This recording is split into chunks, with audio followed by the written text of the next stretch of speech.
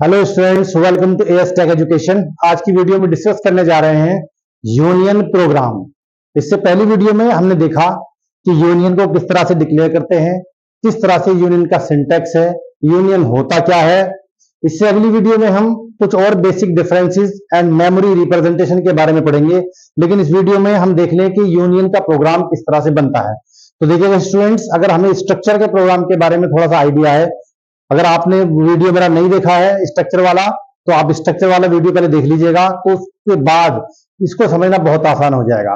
चलिए शुरू करते हैं वीडियो को। यहाँ पे देखिएगा हैश इंक्लूड stdi.h, ये आप जानते हैं क्यों लगाते हैं। इसके अंदर प्रिंट आउट फंक्शन होती है, हेडर फाइल होती है। अब यहां से शुरुआत होती है, हमने एक यूनियन बनाया जिस यूनियन का नाम हमने रखा ए। तो यूनियन कीवर्ड ऑलरेडी हमको मिला हुआ है, यूनियन कीवर्ड लगाया, उसके बाद में हमने यूनियन का नाम रख दिया। नाम आप कुछ भी रख सकते हैं, अपनी मर्जी से आप नाम रख सकते हैं, इसीलिए इसको बोलते हैं यूजर डिफाइन, यानी आप अपनी मर्जी से डिफाइन कर सकते हैं। इस यूनियन की ए के अंदर हमने 3 मेंबर लिए या 3 डेटा टाइप लिए। कौन कौन से? इंटीजर, फ्लोट और कैरेक्टर। वेरिएबल लिया आई, एफ और ये एस। और हमने देखिएगा इस यूनियन को यहां पर बंद कर दिया। देखिए ये यूनियन की बॉडी है, ध्यान से देखिएगा, this is the body of union. यहां यूनियन बंद हो गया।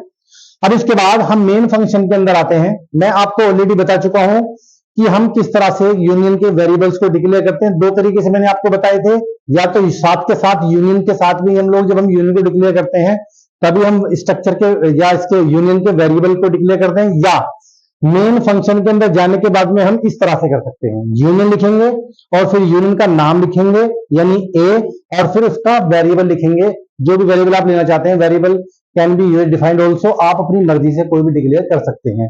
तो हम मेन फंक्शन के अंदर आए और आने के बाद में हमने क्या किया, यूनियन लिखा, यूनियन के बाद में ए लिखा, ए मतलब यूनियन का नाम। और ये जो हमारा ए है, ध्यान से देखो, this is variable, this is variable. अच्छा, वेरिएबल क्यों लिखा है हमने, क्यों डिक्लेयर किया? इस ए के जरिए से इन सारे ही डेटा टाइप को हम एक्सेस करने जा रहे हैं, ठीक है ना। एक्सेस करने का मतलब होता है उसके अंदर कुछ वैल्यू देना और फिर उसको एक्सेस करना। एक्सेस करने के लिए मैं आपको बता चुका हूं ऑलरेडी, जैसे स्ट्रक्चर के वेरिएबल के साथ में हम उसके मेंबर को एक्सेस करते हैं और डॉट का यूज करते हैं, यहां पर भी हम डॉट का ही यूज करेंगे, ठीक है। चलते हैं इस वेरिएबल पर, ध्यान दीजिएगा। ए dot I, A is a variable और डॉट मतलब आई, मतलब एक्सेस किया है इसने आई को। आई क्या है? इंटीजर। ध्यान से देखिएगा, ये रहा इंटीजर। इसने आई को एक्सेस किया और असाइनमेंट ऑपरेटर के जरिए से इस 10 वैल्यू को, 10 वैल्यू को आई के अंदर डाल दिया। बात समझ आ रही है? इसी तरह से जब हमने वैल्यू को असाइन कर दिया या इंसर्ट कर दिया, एक तरह से मान के चलिएगा, प्रिंट फंक्शन के जरिए से हमने इसको प्रिंट कराया, डेटा डॉट आई बराबर परसेंटाइल डी। परसेंटाइल डी क्यों लगाते हैं? क्योंकि हम इंटीजर वैल्यू प्रिंट करा रहे हैं, ये तो आप जानते ही होंगे, ठीक है। और ए डॉट आई, ध्यान से देखिएगा, ए डॉट आई यानी ए डॉट आई के अंदर जो हमने वैल्यू दी थी 10, वो हमने यहां पर प्रिंट करा दी। सिमिलरली इंटीजर से हम हमारा काम खत्म हो गया इंटीजर का। अब चलते हैं फ्लोट की तरफ।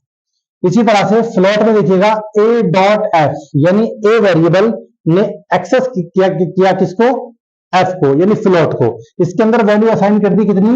ये 220.5 इधर असाइनमेंट ऑपरेटर के जरिए से। इसी तरह से इसको हमने प्रिंट करा लिया, print F data dot F, और ये परसेंटाइल एफ फ्लोट वैल्यू के लिए, और इसको हमने प्रिंट कर दिया ए डॉट एफ। जो इसकी वैल्यू हमने दी है वही प्रिंट हो जाएगी, सीधी सी बात है। हम वैल्यू को चेंज तो नहीं कर रहे हैं स्कैनएफ के माध्यम से। स्कैनएफ से क्या करते हैं हम कीबोर्ड के जरिए से हम बार बार चेंज करा देते हैं, लेकिन यहाँ पे हम फिक्स लेके चल रहे हैं। इसी तरह से चलते हैं हम कैरेक्टर की तरफ। कैरेक्टर के अंदर किस तरह की वैल्यू आएगी? वही आपकी स्ट्रिंग टाइप की वैल्यू। चलते हैं आगे। एक फंक्शन लिया है हमने strcpy। इस strcpy के लिए हमने हेडर फाइल यहाँ पे लगाई नहीं है, आप लगा सकते हैं string.h, ठीक है, तब ये फंक्शन काम करेगा। strcpy हमने यहाँ पे लिया a.s, यानी a.s के अंदर ये as tag नाम की जो स्ट्रिंग है, इसके अंदर हमने यहाँ कॉपी कर दी। अब a.s के अंदर आ गया as tag। as tag string है, आप अपना नाम भी लिख सकते हैं, यहाँ पे कोई दिक्कत नहीं है। प्रिंटफ के जरिए से हमने डेटा डॉट एस, ये तो मैसेज है लेकिन असली ये है ए डॉट एस, और ए डॉट एस के अंदर क्या है? ये ए एस टैग। तो इस तरह से प्रिंट हो जाएगा और हमने इस प्रोग्राम को यहां बंद कर देंगे। अब इसका आउटपुट देखिएगा स्टूडेंट, ये आएगा।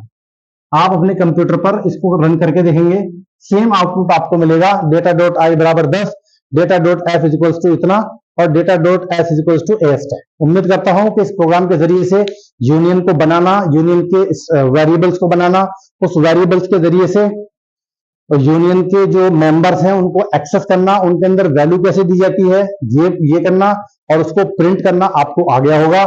फिर भी अगर कोई कंफ्यूजन है तो आप प्लीज कमेंट कीजिएगा, वीडियो को शेयर कीजिएगा, लाइक कीजिएगा और चैनल को प्लीज जरूर सब्सक्राइब कर लीजिएगा। Thank you.